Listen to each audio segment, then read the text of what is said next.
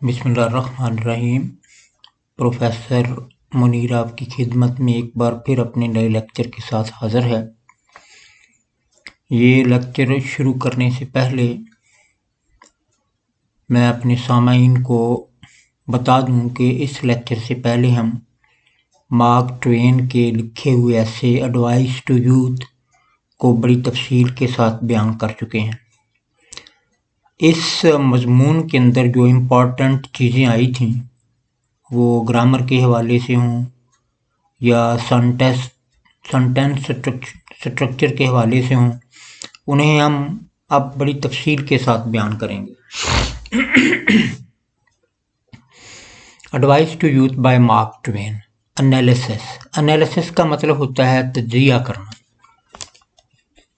मैं इसकी आम मिसाल ये देता हूँ कि जब कोई सर्जन किसी पेशेंट को ऑपरेशन के लिए ऑपरेशन थिएटर में लेके जाता है तो वो उसका डाइसेक्ट करता है, चीर फाड़ करता है, to know about the real cause of disease, ताकि उसको बीमारी की असल वजह का पता चल सके। या फिर किसी ऑर्गन को रिपेयर करना है या कोई ऑपरेशन करना है, कोई ट्यूमर निकालनी है, तो वो फिर उसको डाइसेक्ट करके देखता है कि मैंने इस ट्यूमर को कहाँ से निकालना है। उसने अपने टूल्स सेट करके रखे हुए होते हैं कि कौन सा टूल किस वक्त किस जगह पे इस्तेमाल किया जाएगा। एक अच्छा टीचर भी एक सर्जन की तरह होता है। He has put all his tools in their proper position so that whenever they are needed, he reaches his hand out to them and uses them as desired or as demanded. एक अच्छा teacher भी अपने teaching tools को उनकी proper जगह पे रखता है और फिर जैसे ही उनकी ज़रूरत पड़ती है उनको उसी हिसाब से यूज़ करता है। हमारे यहाँ अक्सर आपने देखा होगा कि कॉलेजेस वगैरह में जब ये ऐसे या कोई टेक्स्ट पढ़ाई जाती है तो सिर्फ उसकी ट्रांसलेशन ही की जाती है और ग्रामर को एक अलहदा सब्जेक्ट के तौर पर पढ़ाया जाता है। ये प्रैक्टिस पूरी दुनिया में कहीं भी नहीं है। दुनिया में हर जगह पे इंटीग्रेटेड स्किल्स पढ़ाई जाती हैं, यानी स्किल्स एक दूसरे के साथ रिलेटेड हैं। अगर हम पढ़ाते वक्त अपने तलबा को उसी ऐसे के अंदर से ही चीज़ें निकाल कर समझाना शुरू करें तो एक तो तलबा के लिए समझना भी आसान होगा, पढ़ाने वाले का भी वक्त बचेगा और ये चीज़ें बच्चों के जहन पे प्रिंट होकर रह जाएंगी, उनके भूलने के इम्कानात बहुत कम होंगे। लेकिन बड़े अफसोस के साथ ये कहा जाता है कि पाकिस्तान में ये प्रैक्टिस नापेद है। सॉरी, आज मेरा कुछ गला ख़राब है, लेकिन इसके बावजूद मैंने कोशिश की है कि मैं ये लेक्चर कंप्लीट कर दूंगा और ये हमारी advice to youth by Mark Twain series का एक आखिरी लेक्चर होगा। तो डायरेक्टली हम इसके एनालिसिस की तरफ जाते हैं कि हमने इस ऐसे में क्या कुछ पढ़ा था।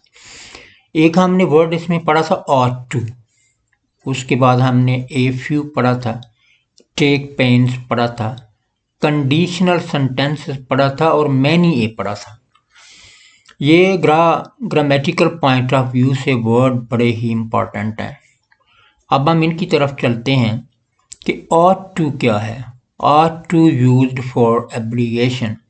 ये ought to जो है ये किसी अखलाकी ज़िम्मेदारी के लिए यूज़ किया जाता है। वैसे इसको हम मॉडल वर्ब भी कहते हैं, मॉडल ऑक्सिलरी भी कहते हैं। ये मॉडल वर्ब या मॉडल ऑक्सिलरी क्या है इसको आगे चल के हम एक्सप्लेन करेंगे डिटेल के साथ। यहाँ तक सिर्फ आप इतना ही याद रखें कि ought to ऑब्लिगेशन के लिए इस्तेमाल होता है। फॉर एग्ज़ाम्पल हमें अपने वालिदैन की इज़्ज़त करनी चाहिए, ऑब्लिगेशन है हमारी, तो मैं कहूँगा we ought to respect our parents. हमें नमाज़ पढ़नी चाहिए, ज़िम्मेदारी है हमारी, we ought to offer prayers. एक चीज़ याद रखें कि ought to के बाद हमेशा फर्स्ट फॉर्म आएगी वर्ब की। अगर आप इस पे सेकंड फॉर्म यूज़ करेंगे तो सेंटेंस गलत हो जाएगा। अच्छा, इसका नेगेटिव कैसे बनाते हैं? ought not to लिखते हैं। अगर आप ought to not लिखेंगे तो गलत होगा। फिर सुन लें, नेगेटिव कैसे बनता है? ought के बाद आपने not लगा देना और to उसी तरह आएगा। अच्छा, अगर आप मैंने यहाँ लिखा है ought to not लिखेंगे तो ये रॉन्ग होगा, गलत हो जाएगा। I think you are clear now. ये एग्जाम्पल मैंने दी है, we ought to obey our parents, हमें अपने वालिदैन की तकरीम करनी चाहिए, उनका हुक्म मानना चाहिए। We ought not to obey our parents, हमें अपने वालिदैन का हुक्म नहीं मानना चाहिए। मैंने नेगेटिव बनाया, ought के बाद not लगाया। अब क्वेश्चन की तरफ आता हूँ, ought we not to obey our parents। अब इसमें मैंने क्या किया, ought जो है उसको जुमले के शुरू में ले आया, बाकी कंस्ट्रक्शन उसी तरह है सारे सेंटेंस की। तो ought को अगर जुमले के शुरू में ले आए तो ये इंट्रोगेटिव सेंटेंस बन जाएगा, जिसको आप इंटेरोगेटिव कहते हैं। This is not interrogative, this is interrogative. इसकी ट्रू प्रोनाउंसिएशन इंट्रोगेटिव है, इंटेरोगेटिव नहीं है। ये देखिए मैंने यहाँ लिखा है ought to plus past form of verb. अगर ought to के बाद आप पास्ट फॉर्म लगाएंगे तो गलत होगा, फर्स्ट फॉर्म आएगी, फर्स्ट फॉर्म ऑफ वर्ब आएगी ought to के बाद। नोट, ये एक ज़रूरी चीज़ मैंने बयान की है। we don't ought to, didn't ought to, doesn't ought to, ये सब रॉन्ग हैं। यानी ought to का नफी बनाने के लिए अगर हम लिखें ना we don't ought to, ये भी गलत है। डिडेंट ought to लिख देंगे, ये भी गलत है। डजंट ought to लिख देंगे तो ये भी गलत है। आपने ये डू, डोंट, डिडेंट या डजंट या डू, डिड या डज, इनको आपने इस मॉडल ऑक्सिलरी में ought to में यूज़ नहीं करना। Next, ought to is also used for things desired or ideal in present। अगर आप की कोई ख्वाहिश है, थिंग्स डिज़ायर, आप किसी चीज़ की ख्वाहिश कर रहे हैं, और आइडियल इन प्रेजेंट, या फ़िलहाल जिस ज़माने में रह रहे हैं वो आपके लिए मसाली चीज़ें हैं, तो उनके लिए भी आप ought to इस्तेमाल कर सकते हैं। यानी गोया थिंग डिज़ायर्ड, मसलन आप ख्वाहिश करते हैं काश के हमारे मुल्क से करप्शन ख़त्म हो जाए, ये आपकी ख्वाहिश है, आप यूज़ कर सकते हैं। आप कहते हैं काश के हमारे मुल्क में सियासतदानों का इलाज भी उन्हीं हॉस्पिटल्स में हो जिनमें गरीबों का होता है, ये आपकी ख्वाहिश है, ought to लगा सकते हैं। काश के सियासतदान भी लाइन में खड़े होकर उसी तरह जलील हों जिस तरह आवाम जलील होती है, ये भी आपकी ख्वाहिश है, तो आप इसमें ought to इस्तेमाल कर सकते हैं। We ought to build special hospitals in Pakistan for politicians। हमें सियासतदानों के लिए पाकिस्तान में स्पेशल अस्पताल बनाने चाहिए, अभी आपकी ख्वाहिश है, ताकि वो भी यहाँ रह के इलाज करवाएं। Things desired in the past but not fulfilled, आप ought to वहाँ भी इस्तेमाल कर सकते हैं कि माजी में आपकी कोई ख्वाहिश थी लेकिन वो पूरी ना हो सकी माजी में, तो उसके लिए भी ought to इस्तेमाल कर सकते हैं। लेकिन इसके लिए ought to के बाद आपको have लगाना पड़ेगा, और have के बाद थर्ड फॉर्म ऑफ वर्ब लगाना पड़ेगी। ये देख लें, मैंने have के बाद voted लिखा है, have voted। तो ये बड़ी इंपॉर्टेंट चीज़ है। पास्ट में अगर आप किसी ख्वाहिश को बयान करना चाहते हैं जो फुलफिल नहीं हुई, तो ought to के बाद have लगाएं और थर्ड फॉर्म ऑफ वर्ब लगाएं, तो ये बिल्कुल ठीक होगा।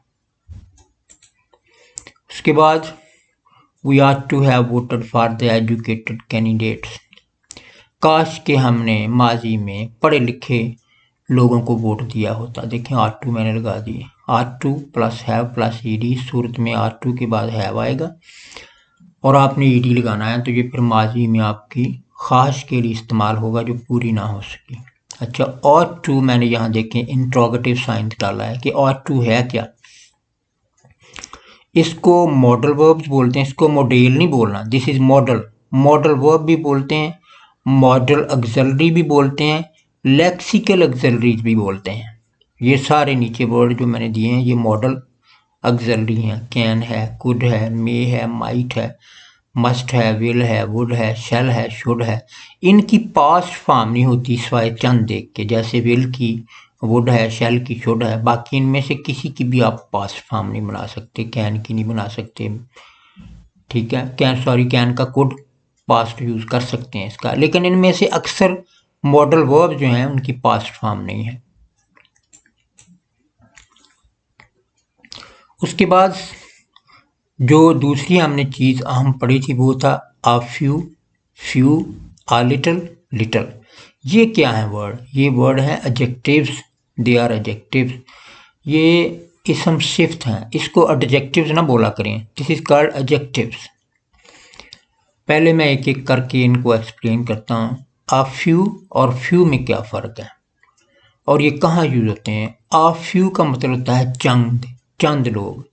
फ्यू का मतलब होता है चंद लेकिन ना होने के बराबर। मसलन किसी जगह पे अगर 100 बंदा इकट्ठा हो रहा हो और वहाँ पे फ्यू लोग आ जाएं तो इसका मतलब है सिर्फ एक दो जो हैं वो बंदे हैं, बाकी कोई नहीं। आ फ्यू का मतलब है कि कोई अच्छे खासे बंदे हैं। इनको फिर मैं एक बार बयान करता हूँ। जैसे कोई अंग्रेज एक बार गंडेरियाँ चूस रहा था तो वो चूस के तो फेंक रहा था नीचे। पास ही एक बंदा खड़ा था बेचारा भूखा, उसने उठा के वही चूसनी शुरू कर दी तो उसमें से बिल्कुल ना होने के बराबर रस निकला। तो उसने अंग्रेज को कहा यार बड़े कंजूस हो। अंग्रेज सॉरी उसको कहता है कि बड़े कंजूस हो। तो वो कहने लगा कंजूस मुझसे ज़्यादा तुम हो, गंडेरी में बिल्कुल भी रस नहीं छोड़ रहे। तो फिर यहाँ हम लिखेंगे फ्यू ड्रॉप्स। ए फ्यू और फ्यू कहाँ आएगा? Before countable nouns. Countable nouns का मतलब होता है ऐसे इसम जिनको आप गिन सकें। मसलन 5 पेंसिलें, पेंसिल काउंटेबल है, पेन काउंटेबल है क्योंकि आप इनको गिन सकते हैं। बुक काउंटेबल है, इसको गिन सकते हैं, 1 किताब 2 किताब। बॉय काउंटेबल है, गर्ल्स काउंटेबल है। यानी ऐसे इसम जिनको आप गिन सकें उनसे पहले आप ए फ्यू या फ्यू लगाएंगे। एग्जाम्पल्स हैं अ फ्यू बॉयज चंद लड़के, फ्यू गर्ल्स ना होने के बराबर लड़कियां। नेक्स्ट मजीद एक्सप्लेन किए a few means some. A few का मतलब होता है कुछ। फ्यू मीन्स स्कार्सिटी और लैक ऑफ नेग्लिजेंस और नेग्लिजेंस, यानी ना होने के बराबर, बिल्कुल ही ना होने के बराबर, इक्का दुक्का जिसको बोलते हैं। ये क्लियर हो गया।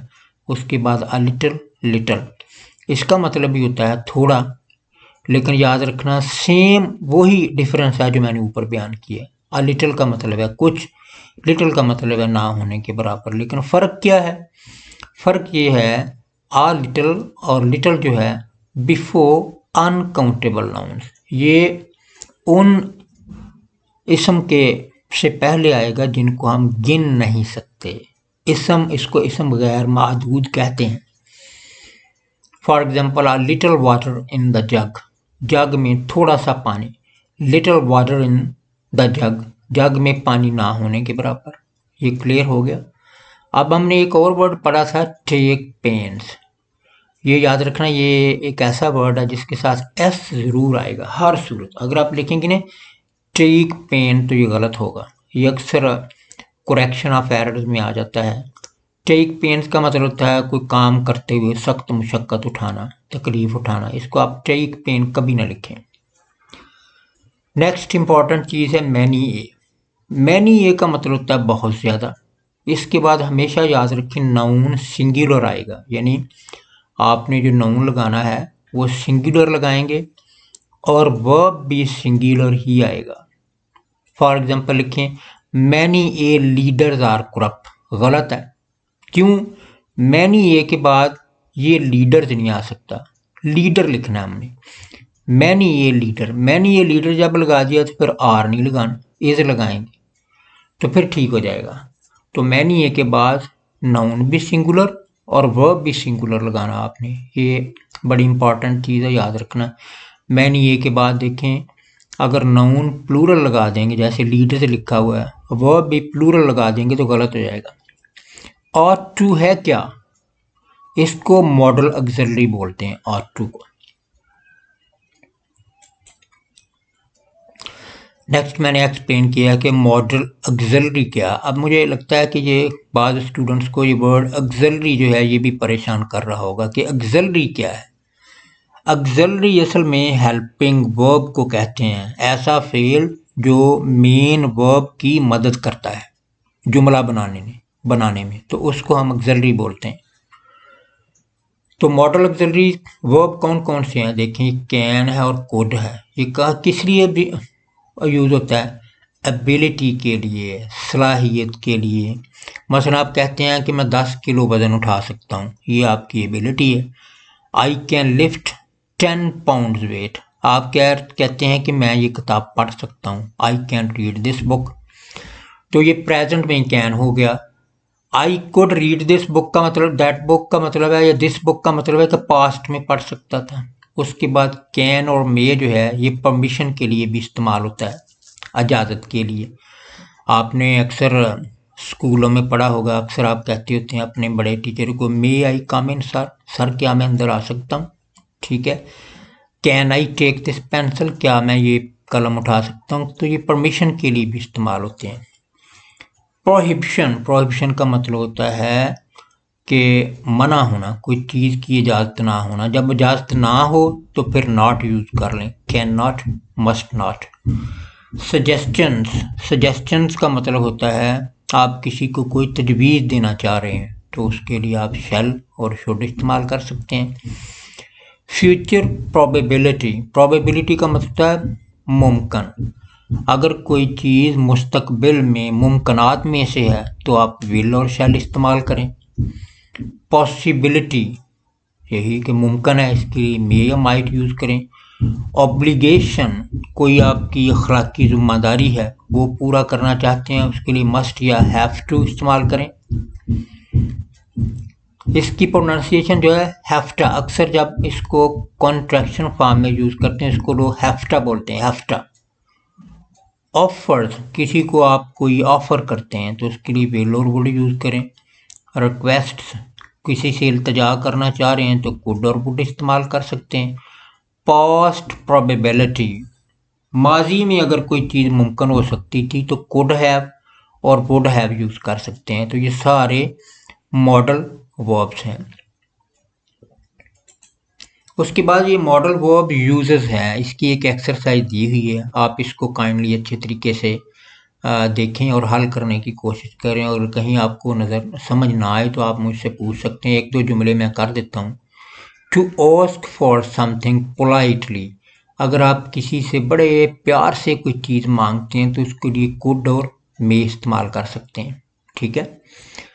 To offer to do something, कोई काम करने के लिए आप किसी को ऑफर करवाते हैं, उसके लिए कैन और वुड।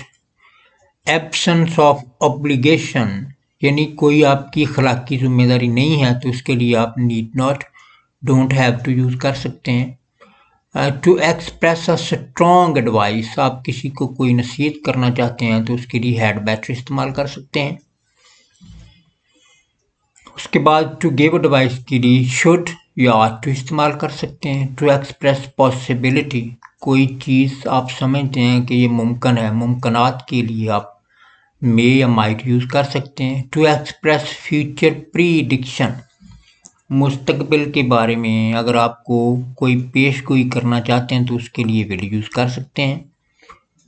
नेक्स्ट है टू बिकम अकस्टमर टू, अकस्टमर टू का मतलब था आदी हो जाना, आदत बन जाना। अगर कोई काम करने की आप आदत बन चुकी है तो उसके लिए गेट इस्तेमाल कर सकते हैं, यूज टू इस्तेमाल कर सकते हैं। टू एक्सप्रेस नेसेसिटी, अगर किसी चीज़ की ज़रूरत है बहुत ज़्यादा तो उसके लिए नीड इस्तेमाल कर सकते हैं। टू एक्सप्रेस हैबिट्स, आदत के लिए। और रूटीन इन द पास्ट, माजी में अगर कोई आपकी मुस्तकिल आदत थी तो उसके लिए यूज टू इस्तेमाल कर सकते हैं।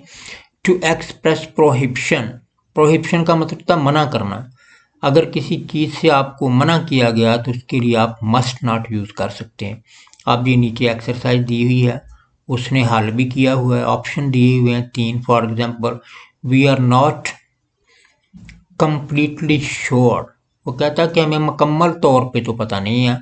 But Cindy come back tomorrow, लेकिन सिंडी कल वापस आ जाएगी, इसका मतलब पॉसिबिलिटी है, फ्यूचर पॉसिबिलिटी है तो इसके लिए मे आएगा। सिंडी मे कम बैक टुमारो, इसके लिए ना नीड नॉट आ सकता है ना ought टू आ सकता है। तो काइंडली आप इस एक्सरसाइज को हल करने की कोशिश करें। अगर आपको किसी चीज़ की समझ ना आए तो कमेंट बॉक्स में मुझसे पूछ लें। लास्ट पेज है इस लेसन का। सेमी मॉडल ऑक्सिलरी, कुछ ऑक्सिलरी या हेल्पिंग वर्ब सेमी मॉडल होते हैं। सेमी मॉडल का मतलब होता है नीम।